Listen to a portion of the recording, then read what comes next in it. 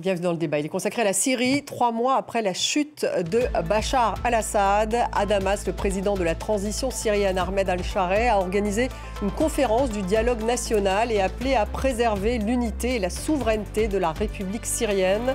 Le dirigeant veut montrer des velléités d'ouverture alors que le pays est scruté par la communauté internationale. L'Union européenne vient d'ailleurs de suspendre des sanctions visant des secteurs économiques clés en Syrie comme l'énergie mais aussi les transports et le secteur financier.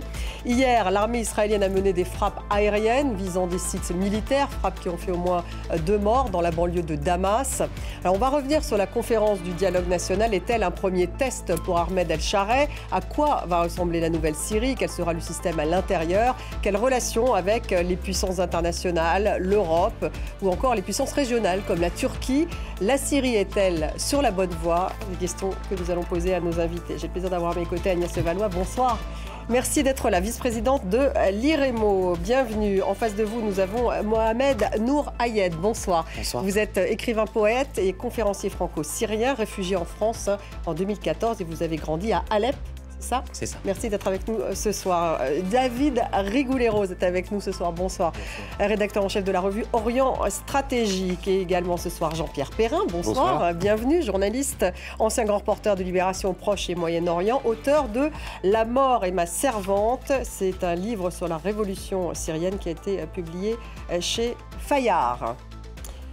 Et puis nous avons Sophia Amara qui sera avec nous au début de cette discussion, au début de ce débat. Merci Sophia d'être là, vous êtes à Damas, vous crapahutez en Syrie depuis un certain temps.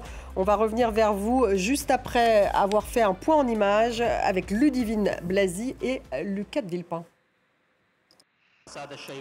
Il s'était engagé à organiser un dialogue national sur l'avenir du pays. Ahmed al-Sharai a tenu parole. Une centaine de dignitaires se sont réunis à Damas pour poser les jalons d'une nouvelle Syrie. Le gouvernement plaide pour un État unifié, sous un commandement militaire unique. L'unité des armes et le monopole des armes entre les mains de l'État ne sont pas un luxe, mais un devoir et une obligation. La Syrie n'accepte pas la division, elle est un tout intégré et sa force réside dans son unité. Mais cette unité a ses limites. L'administration autonome kurde, qui contrôle une grande partie du nord-est de la Syrie, ainsi que son bras armé, les forces démocratiques syriennes, n'ont pas été invitées à participer. Elle dénonce un dialogue qui ne reflète pas la réalité des composantes syriennes. Cette conférence ne représente pas le peuple syrien. Et en tant que parti de la Syrie, n'ayant pas été représenté, nous nous réservons le droit de nous opposer à cette conférence, tant sur la forme que sur le fond. Autre point abordé lors de la conférence, les récentes déclarations de Benyamin Netanyahou, qui avait déclaré qu'il ne permettrait pas aux forces syriennes de se déployer au sud de Damas, et l'incursion d'Israël en Syrie, considérée comme une violation flagrante de sa souveraineté. La conférence rejette les déclarations provocatrices du Premier ministre israélien et appelle la communauté internationale et les organisations régionales à assumer leurs responsabilités envers le peuple syrien en faisant pression pour mettre fin à l'agression et aux violations. La Syrie appelle au retrait total et inconditionnel d'Israël sur son sol. Sophia Amara, vous avez suivi cette conférence, ça fait un petit moment d'ailleurs que vous êtes en Syrie. Quelle est d'abord la réaction des habitants, de la population à Damas sur cette conférence? Écoutez, Stéphanie, les habitants sont encore sur un nuage depuis le 8 décembre, date de la chute du régime de Bachar el-Assad. Ils sont en tout cas très satisfaits de voir que cette rencontre, grande rencontre nationale dans le palais du peuple, ainsi qu'il se nommait déjà du temps de Bachar el-Assad, mais qui aujourd'hui a pris toute sa signification, ou en tout cas hier, puisque ce sont des centaines de Syriens de toute confession et de toute tendance confondue, à l'exception des Kurdes, vous venez de le dire dans votre reportage, qui s'y sont retrouvés pour débattre, parfois à voix très haute. On a entendu même des clashs sur certains concepts, certains principes. Mais au-delà de ça, évidemment, les Syriens se demandent comment une ou 2 journées de rencontres peuvent-elles permettre de recréer, de tracer les contours d'un État, sachant que celui laissé par le régime déchu est évidemment failli à tous les niveaux, économiques, social, avec des réfugiés par millions qui se trouvent en dehors du territoire et une autorité dont on ressent qu'elle peine à asseoir son pouvoir sur tout le territoire, notamment côté du nord-est syrien où se trouvent les Kurdes et dans le sud où la situation reste évidemment très tendue. Mohamed Nourayed, vous êtes syrien, vous êtes donc réfugié depuis 2014 en France. Votre père était d'ailleurs très impliqué dans les manifestations contre Assad en 2012. Quel est votre regard sur cette conférence? Est-ce qu'elle jette les bases, à votre avis, d'une nouvelle Syrie? Alors, cette conférence du dialogue national syrien est primordiale dans la mesure où, pour la première fois, il y a une consultation donc de la société civile syrienne. Donc c'est inédit, ça. Alors c'est inédit, non, puisque ça s'est déjà produit dans le passé, notamment dans les années 50, où il y avait eu il y a très longtemps, certes, puisque la Syrie n'a connu la démocratie qu'il y a très longtemps, donc il y a plus de 60 ans. Il y avait eu un dialogue national qui, lui, avait duré à peu près 9 mois. Donc ça n'est pas quelque chose d'inédit. Par contre, c'est inédit dans la forme et la rapidité avec laquelle ça s'est fait. Je rappelle que la préparation... Trop rapide? Alors trop rapide, on peut se poser la question, dans la mesure où il y a eu donc des comités préliminaires. Il y a un comité préliminaire qui a été mis en place pour préparer cette conférence du dialogue national. Ce comité s'est réuni à peu près pendant 10 jours, une semaine, 10 jours, dans toute la Syrie. Mais moi, la question que je me pose, c'est comment est-ce qu'ils ont réussi à remonter toutes les revendications ou toutes les demandes des Syriens en 10 jours, en ne passant parfois qu'une séance dans des grandes villes comme Alep, comme Damas, comme Latakia. Donc c'est inédit dans la manière dont ça s'est tenu. Il ne faut pas enlever non plus le fait que c'est quand même le début d'un dialogue national pour avancer dans cette période de transition et jeter les bases donc potentiellement d'une constitution à venir et d'un gouvernement plus inclusif. Agnès Levallois, que le début donc?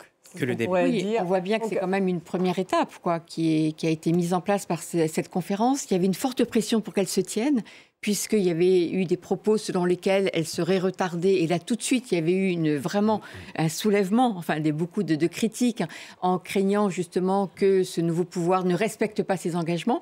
Et donc, peut-être que la rapidité avec laquelle il a finalement tenu cette conférence, c'est pour faire taire aussi les critiques face aux inquiétudes exprimées par certains qui laissaient penser que peut-être que le régime allait reculer et ne pas permettre cette consultation.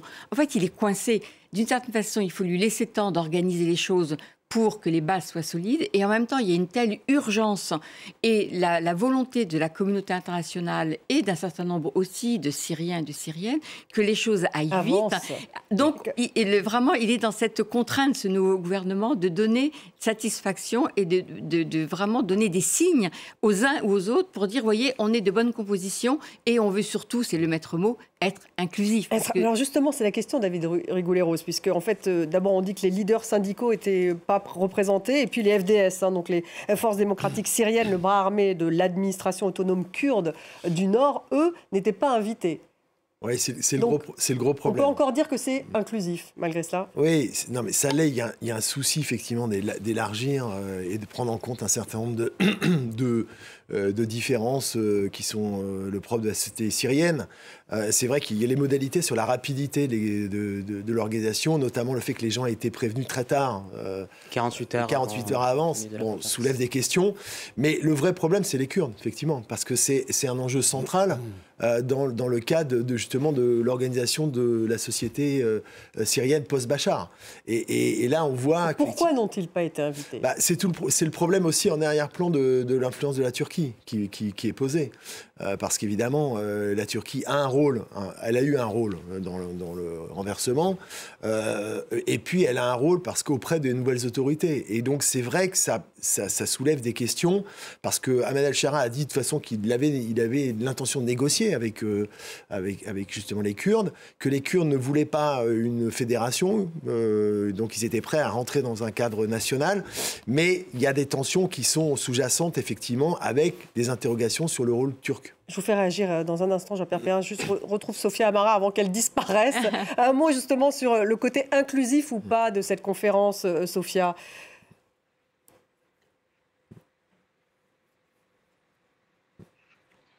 Eh bien, écoutez, j'ai pu poser la question à des proches collaborateurs du président par intérim syrien, et eux, ils considèrent que les Kurdes ne sont pas FDS.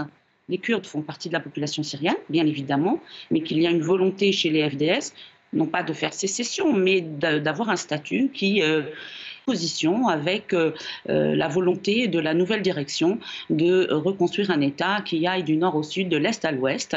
Quant à l'inclusivité pour le reste des composantes de la société syrienne, j'ai évidemment pu constater des visus qu'il y avait des femmes, des gens de toutes les confessions, des chrétiens. Un évêque, l'évêque syriaque de Damas me disait: avant on nous amenait ici pour nous prendre en photo, un peu comme des statues. Aujourd'hui, on se promène dans le palais du peuple, d'une salle à l'autre, en toute liberté.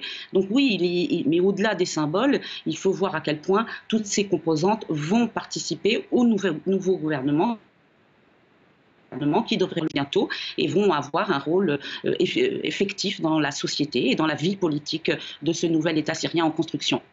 Jean-Pierre Perrin, là-dessus justement sur les Kurdes, peut-être un mot. Vous avez l'impression, vous, que c'était quand même inclusif aussi, ce que dit Sophia Amara, que c'était les FDS qui étaient particulièrement visés, c'est-à-dire cette administration les FDS sont particulièrement du Nord visés, mais on peut comprendre aussi pourquoi le président par intérim ne les a pas inclus. Évidemment, la force de frappe de la Turquie, qui n'est pas loin, évidemment, et qui peut-être a mis un veto à ce qu'il puisse participer à la conférence. Moi, ce que je voudrais dire, c'est qu'en écoutant le discours du président par intérim, c'est qu'on pouvait lire les problèmes auxquels il est confronté sans qu'il le dise ouvertement. Il parle de la question des armes, comme quoi ces armes doivent être contrôlées par l'État, sous-entendu. Les FDS sont armés, ils tiennent énormément à leur armement, c'est leur garantie de sécurité, voire de survie. Et là, on a l'impression quand même qu'ils s'adressent à eux en disant « Moi, je ne veux plus avoir de milices armées kurdes dans le nord-est du pays. » Les forces démocratiques syriennes, juste expliquer aux téléspectateurs, ce sont donc les forces qui sont les forces démocratiques syriennes. Oui, qui sont le bras armé de l'administration du Kurdistan. Oui. Autonome. Oui. Et ça fait aussi référence aussi à ce qui se passe un peu dans le sud du pays. C'est-à-dire qu'il y a des velléités autonomistes ou des gens qui voudraient peut-être une fédération et qui n'ont pas non plus rendu leurs armes. Et ces forces sont importantes. Ce sont elles qui ont pris Damas. Bien avant que Mohamed Shara prenne Damas, enfin bien avant, quelques heures avant, du moins, ce sont eux. Donc une autre faction que les HTC. Et qui n'ont pas l'air de vouloir rentrer dans le rang très facilement. Donc le risque, en fait, c'est quand même de ne pas trouver cette unité. Comment intégrer, d'ailleurs, parce que c'est effectivement l'une des choses qu'il a annoncé, c'est d'intégrer l'ensemble de ces factions militaires dans l'armée. Est-ce que c'est possible ? En fait, la question des FDS est une question à part. Et puis, il ne faut pas oublier que dans ces FDS, il y a le PKK, donc le Parti travailliste kurde, qui est un parti, qui est une milice terroriste. Et c'est ce que disent les Turcs, mais même sur plusieurs pays européens catégorisent le PKK comme une milice terroriste.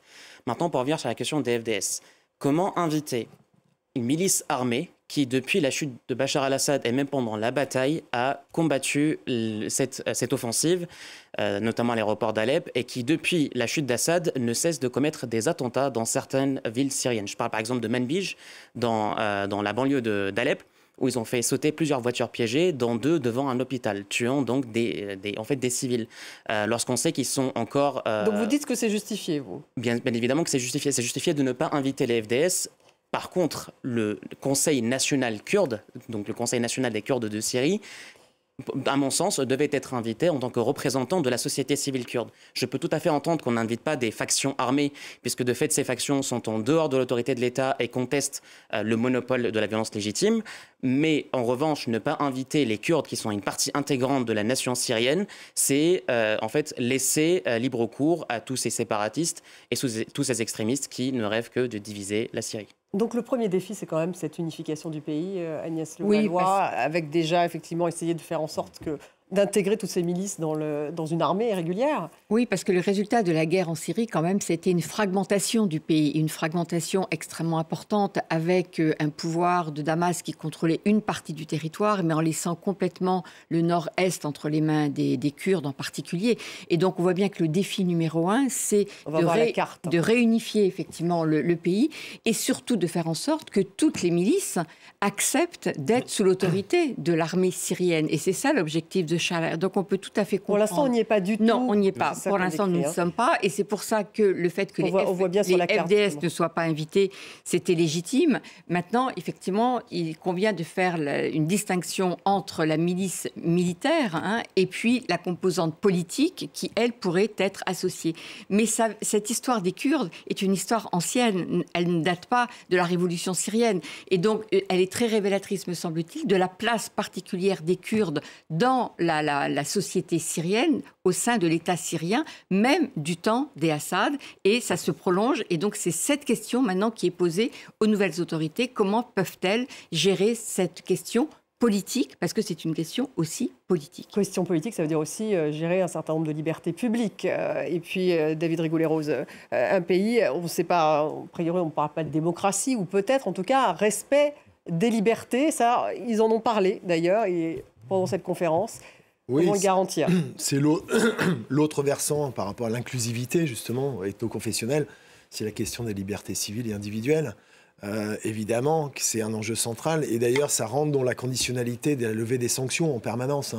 Ça a été rappelé par l'Union européenne, justement, qui a allégé les sanctions, vous l'avez évoqué, notamment sur le système bancaire et énergétique, pour pouvoir améliorer, on va dire, la situation matérielle des Syriens, qui est dramatique, parce qu'il y a 80% des Syriens qui sont sous le seuil de pauvreté aujourd'hui. Et donc, il y a cette logique contractualisante, en fait, qui a été mise en place, qui explique la prudence. Il y a une réelle intelligence politique d'Ahmed El-Shara par rapport à la situation. Il est obligé de composer entre des choses très contradictoires, justement, à la fois la fragmentation ethno-confessionnelle du pays, les ingérences extérieures, les soutiens-ingérences, en plus, dans certains cas. On va y revenir sur l'extérieur. C'est très compliqué pour lui.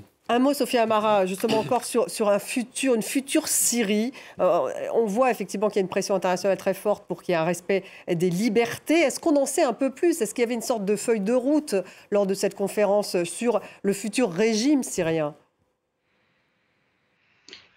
Oui, enfin, il y a eu des grands principes qui ne pouvaient faire que l'unanimité, c'est-à-dire évidemment la souveraineté du pays, le monopole des armes entre les mains de l'État et exclusivement de l'État, le rôle de la femme dans la société, renforcer le rôle de la femme, respecter les droits de la femme et de l'enfant, et j'en passe. Ce que les Syriens...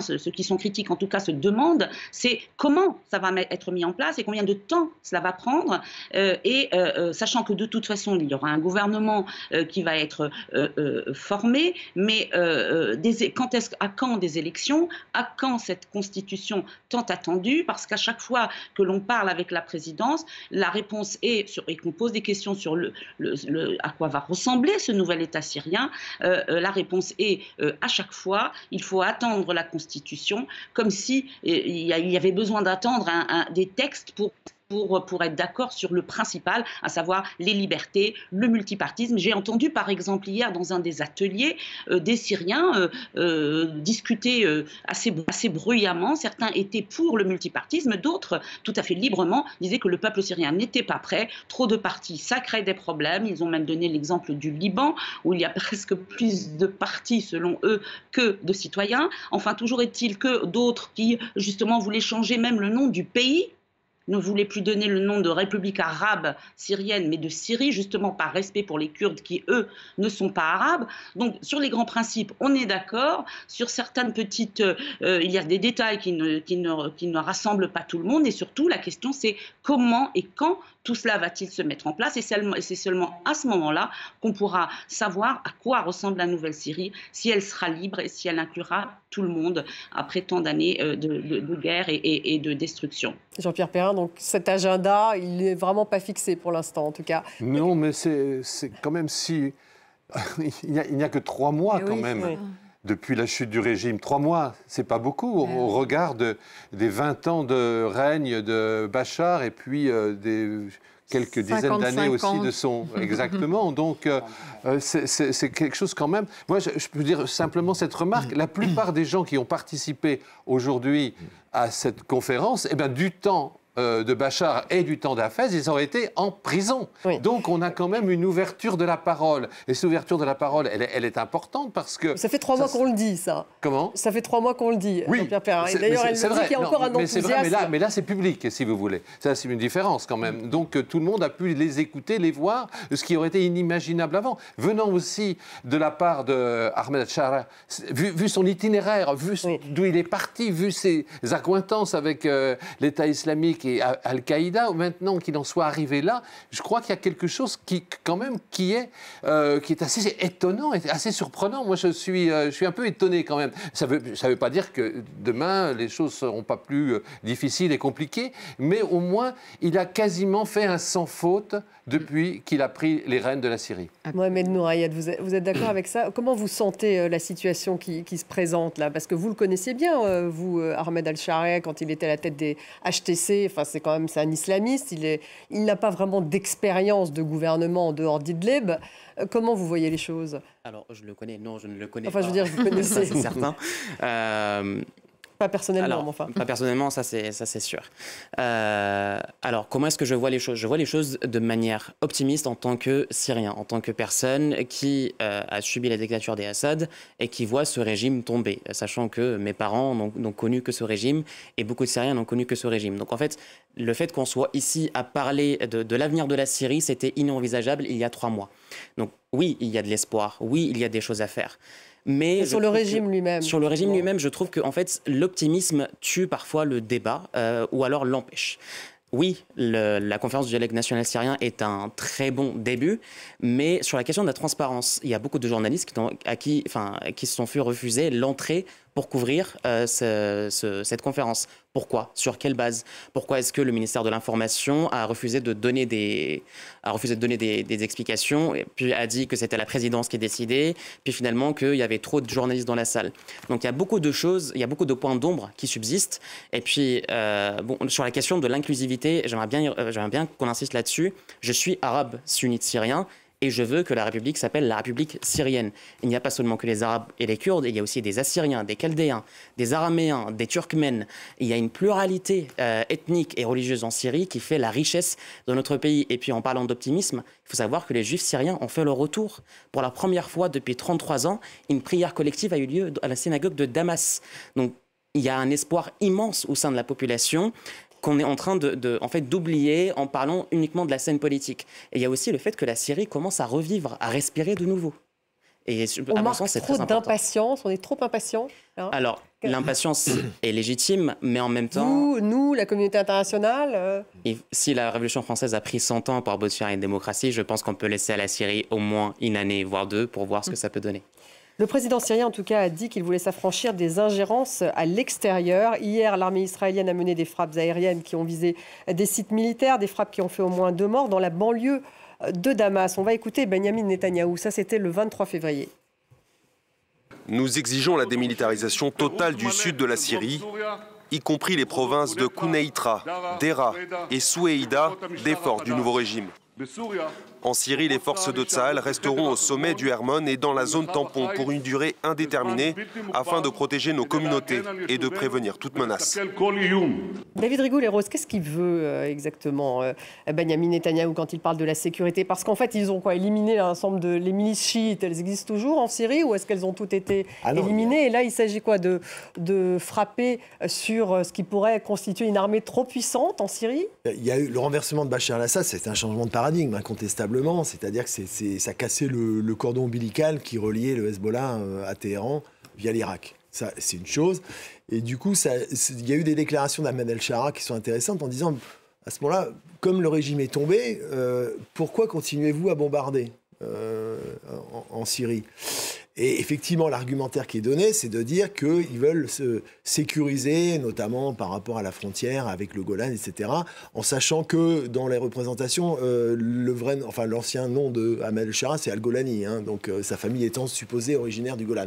Ça, c'est pour l'anecdote. Oui. Il n'en est pas forcément une. En revanche, ce qui est certain, c'est qu'aujourd'hui, il a fait preuve d'une extrême prudence par rapport à Israël. Il a dit que la Syrie n'était pas en situation de se confronter à Israël, et en même temps, en même temps, il laisse effectivement surgir des manifestations de contestation sur les opérations israéliennes, parce qu'il y a un changement d'évaluation par Israël de la situation. Le ministre Gideon Sa'ar, qui était mardi à Bruxelles, a dit à ses homologues: vous ne voyez pas que le nouveau régime est une organisation islamo-djihadiste d'Idlib.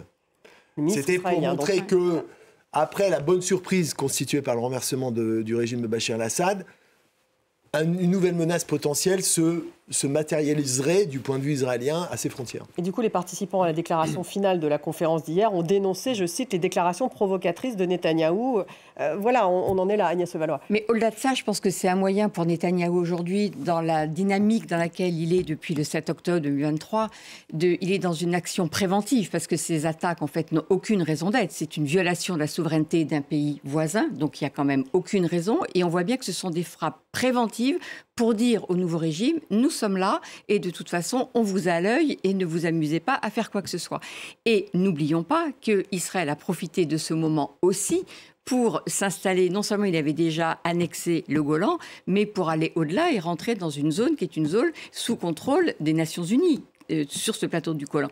Donc, pour Israël, l'occasion est venue, c'était le bon moment pour affirmer sa présence en Syrie et surtout de dire à l'ensemble des pays de la région: ce sont nous les maîtres du jeu et donc on vous demande de ne rien faire et préventivement, de toute façon, on détruit tout l'arsenal militaire, comme ça on est sûr que rien ne pourra se passer. Ça va quand même, à mon avis, vraiment très loin dans cette façon d'agir de la part d'Israël aujourd'hui. Sophia Amara, est-ce qu'on en parle justement, puisqu'il a été mentionné justement les déclarations provocatrices de Netanyahou, entre guillemets, par la déclaration finale de la conférence hier? Oui, alors évidemment les voix s'élèvent et même les bombardements, on les a entendus jusqu'à Damas. Monsieur Rigolero parlait de El Joulani, donc, qui est bien du Golan, qui est un plateau occupé par Israël.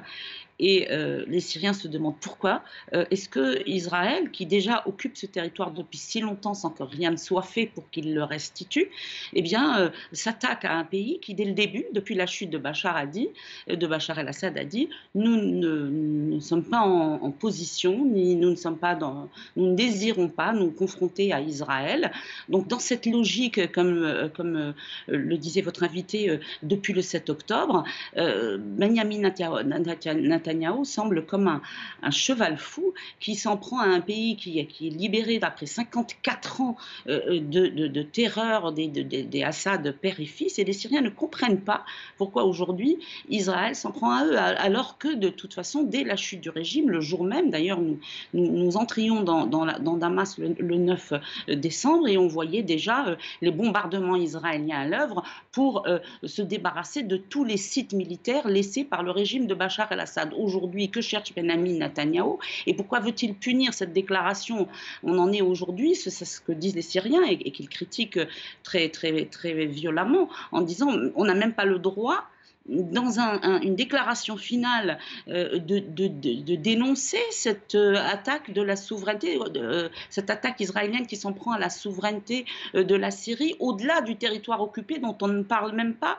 Donc évidemment, c'est très critiqué ici à Damas et on se demande pourquoi est-ce que les Israéliens s'en prennent à la Syrie, qui a déjà bien assez de problèmes à gérer, bien assez d'obstacles vers ce nouvel État qu'ils cherchent à construire ou à reconstruire. Mohamed Nouri Ayad, vous êtes d'accord avec ça, j'imagine? Alors évidemment que je suis d'accord, puisque les attaques de l'armée israélienne sur la Syrie depuis le 8 décembre constituent non seulement une violation de notre souveraineté, mais un danger énorme pour une Syrie qui tente de se reconstruire après cette dictature. Maintenant, j'aimerais bien revenir sur le changement de ton qu'a adopté Netanyahou. Depuis le 8 décembre, il avait pour coutume de dire: on attend toujours les fleurs de Damas pour les avoir aidés à faire tomber le régime Assad. J'aimerais que ce soit clair. Israël, qu'est-ce que ça veut dire, ça? En fait, c'est comme si l'affaiblissement du Hezbollah par Israël et les menaces envers l'Iran ont mené à la chute d'Assad. La chute d'Assad s'est faite par une révolution qui a duré 14 ans. Ça a aidé tout de même, j'imagine. Alors ça a aidé, mais le gros du travail a été fait par 14 ans de révolution et plus d'1 million de morts. Donc dire qu'Israël a libéré la Syrie d'Assad, non. Et aujourd'hui, Netanyahou est le plus grand danger pour la reconstruction de la Syrie. Le fait qu'ils aient frappé des milices chiites en Syrie... Alors oui, ça c'est par le passé. Et bon, je ne vais pas remercier Israël de frapper mon territoire.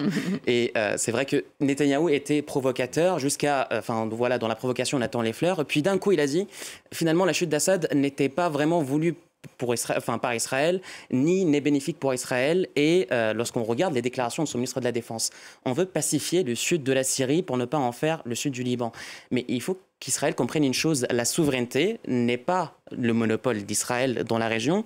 La souveraineté appartient à toute autre population et la Syrie est un pays souverain qui ne doit pas être bombardé par une puissance occupante du Golan depuis 1967 et son annexion en 81, mais qui, en fait, au-delà de ces frappes, il y a des expropriations de maisons, il y a des destructions de maisons, et il y a des tirs sur des civils. Et ils répondent le lendemain de manifestations pacifiques ayant demandé leur retrait et ayant condamné les déclarations de Netanyahou. Ça pose quand même des questions sur est-ce que c'est réellement un état de droit qui respecte les droits des gens à manifester ou pas. Jean-Pierre Perrin, alors on peut replacer ça aussi dans un contexte plus régional avec l'Iran effectivement affaibli. On va parler de la Turquie aussi. Mais un point qui me semble important, on a l'impression que Netanyahou cherche à pousser Joulani, aujourd'hui Ahmed al-Shareh, à la faute. C'est-à-dire à l'entraîner à une riposte, quelle qu'elle soit, alors qu'évidemment il n'a pas les moyens, mais à faire quelque chose, pour ensuite pouvoir dire aux bailleurs de fonds européens et américains, regardez, la Syrie n'a pas changé, ils sont toujours agressifs avec nous, et donc obtenir que l'aide financière, le système bancaire, transport, économique, etc., soit suspendu à nouveau. On a l'impression que c'est ça qu'il cherche à pousser les Syriens à la faute. Et deuxièmement, on se demande si Israël n'a pas intérêt à ce que la Syrie reste un pays fragmenté, divisé, tout simplement parce que tant qu'un pays est fragmenté et divisé, tant qu'il y a du chaos à l'intérieur de ce pays, eh bien, il ne constitue pas une menace, bien au contraire. Sophia Amara, vous vouliez réagir? Après, on passera à la Turquie. Oui, en fait, je pense que c'est tout l'inverse. Et que Benyamin Netanyahou ne tire pas les leçons de son énorme raté avec le 7 octobre, puisqu'il a compté sur une division des Palestiniens en finançant ou en laissant le Qatar financer le Hamas, en espérant mieux diviser les Palestiniens et les territoires, d'un côté Gaza, de l'autre la Cisjordanie occupée.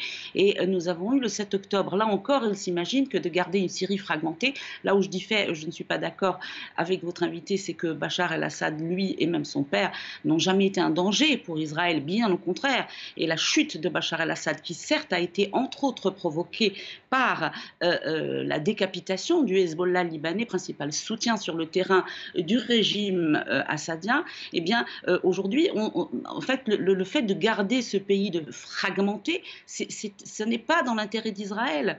Une armée unifiée tenue par un homme comme El-Shahar, ou ses ministres, ou la nouvelle armée qu'il tente de créer, est bien plus rassurante, ou serait bien plus rassurante pour Israël, que d'avoir dans le Sud, où justement il y a des factions qui ne veulent pas rendre leurs armes et qui sont donc incontrôlables, serait bien plus dangereuse pour Israël qu'une armée responsable vis-à-vis de ses voisins et de la communauté internationale. Je pense que là encore, Benyamin Netanyahou joue avec le feu, il l'a fait à Gaza et maintenant il recommence en Syrie, qui n'avait vraiment pas besoin de cela.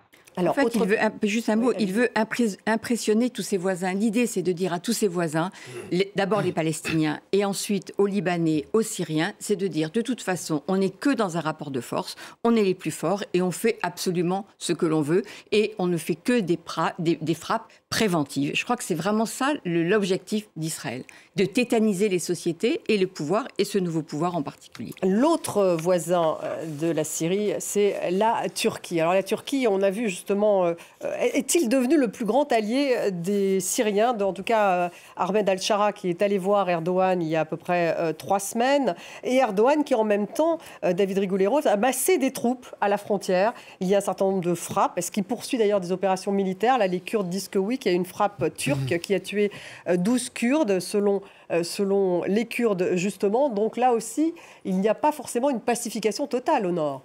Ah non, le paramètre turc est fondamental, parce qu'effectivement, il y a la variable kurde. C'est ça qui fait que... Il veut les repousser. Oui, alors d'abord pour ce qui est de l'opération elle-même qui a conduit au renversement en une quinzaine de jours du régime de Bachar el-Assad, il y avait non pas une initiative turque, mais il y avait, on va dire, un accord tacite sur le déroulé, une aide aussi avec les drones, etc., qui a été importante. Bon, on peut pas même s'ils n'ont pas été à l'initiative de l'opération en question, ça faisait plusieurs semaines qu'il y avait l'idée effectivement, des demandes qui avaient été faites au régime qui n'avaient pas été sur la normalisation. Et donc, les Turcs ont considéré que finalement, après le cessez-le-feu au Liban, il y avait une opportunité pour le lancement de l'opération. Chronologiquement, ça s'est fait exactement sur cette base-là. Après, l'obsession d'Erdogan, c'est effectivement les Kurdes. Et il y a la question de Manbij et plus loin de Kobané, etc. Qu'a-t-il obtenu justement de Ahmed al-Shara sur les Kurdes? Est-ce qu'il a obtenu quelque chose? Oui, il y a quand même un lien avec Ahmed al-Shara qui est important, effectivement. Est-ce qu'il a obtenu quelque chose, Erdogan? Parce qu'on voit que les frappes sont pas terminées là, dans le nord de la Syrie. Les frappes ne sont pas terminées et ces frappes ne visent pas que des cibles militaires. Il faut aussi rappeler que la Turquie a déjà par le passé, via sa propre armée ou via des miliciens qui composent aujourd'hui en partie l'armée nationale syrienne dirigée par Erdogan, ont commis des crimes de guerre, des crimes contre l'humanité envers la population kurde qui, à mon sens, méritent d'être dénoncés. Puisque je suis syrien et enfant de cette révolution, je ne peux accepter qu'au mon nom ou au nom du drapeau que je porte depuis 14 ans, on puisse commettre ces actions. Donc ce qu'il a obtenu, c'est en tout cas plus de division. C'est l'exclusion d'une partie des Kurdes et certainement qu'il a son rôle à jouer dans la pression qui a conduit à l'exclusion de la majorité des Kurdes de la conférence du dialogue national. Maintenant, il faut aussi se positionner sur la question turque. La Turquie peut être un allié stratégique, mais ne sera pas un ami.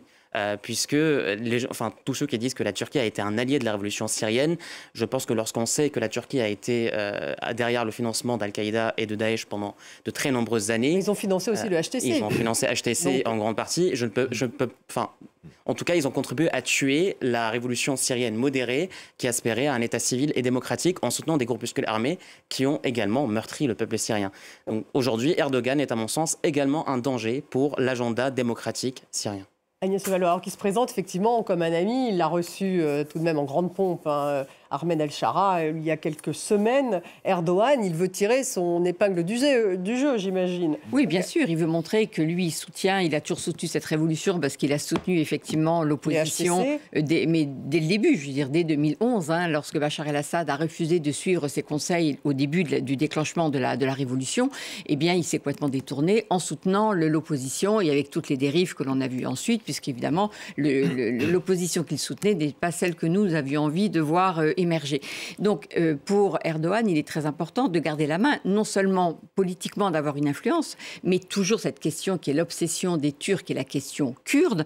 Et donc, il est hors de question de permettre à la faveur de cette paix qui revient en Syrie, que les Kurdes obtiennent une autonomie qui pourrait servir de base arrière aux Kurdes turcs. C'est ça contre quoi Erdogan se bat et donc va faire en sorte que Shara n'aille pas dans cette direction, parce que ça, c'est une question pour Erdogan, en tous les cas, absolument existentielle. Maintenant, du côté des Kurdes turcs, on voit qu'il y a une évolution aussi, parce qu'il y a une volonté, Erdogan, à un moment, a voulu négocier avec les Kurdes, donc peut-être que le moment va être revenu, si je puis dire, que Erdogan se lance dans une négociation avec les Kurdes, sachant les conséquences que ça a sur la Syrie, pour régler une bonne fois pour toutes cette question. On ne peut pas l'exclure à ce stade. Il nous reste 3 minutes. Un petit mot sur le groupe État islamique, Sophia Amara, puisque vous êtes toujours là, parce que manifestement, il pourrait renaître finalement avec ce contexte un peu chaotique en ce moment en Syrie. En tout cas, Emmanuel Macron, lors de la conférence qu'il avait organisée à Paris sur la Syrie,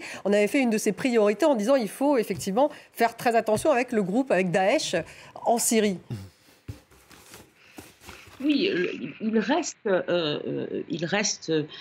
en Syrie et même en Irak des cellules de l'État islamique et elles ne disparaîtront pas du jour au lendemain et elles, à mon avis, le problème aujourd'hui c'est de trouver en Syrie et même en Irak, mais aujourd'hui nous nous intéressons à la Syrie, de trouver une solution pour que ce pays soit pacifié, que ce pays connaisse la croissance, une situation meilleure que celle qu'il a connue pendant ces 14 ans d'enfer, pour que petit à petit, ces cellules se résorbent et retraversent la frontière pour aller en Irak, là où elles sont nées, où on espère qu'un jour elles disparaîtront. Mais finalement, combattre l'État islamique en soi, militairement, ce n'est pas suffisant. Il faut s'attaquer aux raisons. L'État islamique est né sur les horreurs de la guerre syrienne. Aujourd'hui, la guerre est terminée. Le pays est, entre guillemets, libéré. Ce qu'il faut aujourd'hui, c'est pacifier ce pays et lui donner la possibilité d'espérer un avenir meilleur. C'est comme ça qu'il faut combattre l'État islamique, parce que l'État islamique est une idée, est une pensée, une idéologie, et on ne la combat pas par le feu.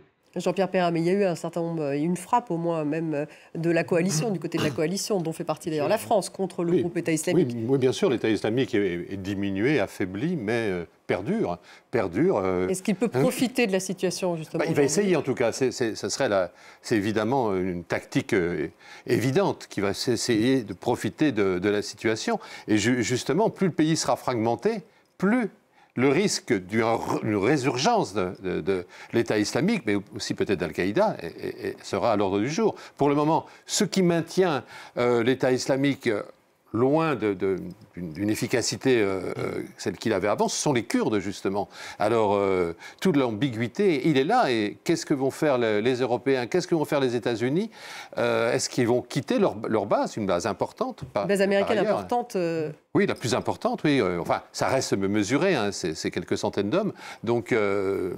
Mais les Kurdes ont une moyenne pression, avec les prisons qu'ils contrôlent dans le nord-est du pays, au sein desquelles il y a un certain nombre de combattants de Daesh. Beaucoup. Et donc, beaucoup. Absolument. Et c'est une question qui n'est pas réglée. Tous les pays occidentaux, entre autres, sont concernés parce qu'ils ont des ressortissants. Et si les Kurdes, à un moment, sont désespérés de voir qu'on n'écoute rien et qu'ils n'obtiennent pas, ils lâcheront. Qu'est-ce qu'ils feront? Ils ouvriront les prisons. Et là, les combattants de Daesh sortiront. Donc là, il y a vraiment un élément à gérer, qui est en termes de sécurité, qui est extrêmement important pour la Syrie, bien évidemment, mais au-delà pour les pays environnants et pour nous, parce qu'il y a des ressortissants des pays du monde entier qui sont présents dans ces prisons. Vous êtes optimiste en un mot? Alors, je suis optimiste quant à l'avenir de la Syrie. Juste pour rebondir sur le piège Daesh. Le piège Daesh, pour reprendre la formule de Pierre-Jean Luizard, persiste dans la mesure où, depuis les accords de Sykes-Picot, on n'a pas réussi à avoir une alternative réelle à ces États fabriqués, que sont l'Irak. Bon, la Syrie, c'est un autre débat, parce qu'il y a eu une guerre d'indépendance. Mais c'est vrai qu'il y a un contexte insécuritaire qui peut laisser émerger à nouveau ces terroristes. Maintenant, sur l'avenir de la Syrie, comme je l'ai dit à plusieurs reprises, je crois en les Syriens, je crois en notre unité et je crois en notre aspiration à une vie meilleure. Merci beaucoup, Mohamed Nour Ayed, d'avoir été avec nous. Merci. Jean-Pierre Perrin, Agnès Levallois, merci à vous. David Rigoulet-Rose, merci à Sophia Amara qui était avec nous donc en direct de Damas. Merci d'avoir été là avec nous. Et puis merci à vous tous de nous avoir suivis. Vous retrouvez l'émission sur les réseaux sociaux, également en podcast, et je vous dis à demain.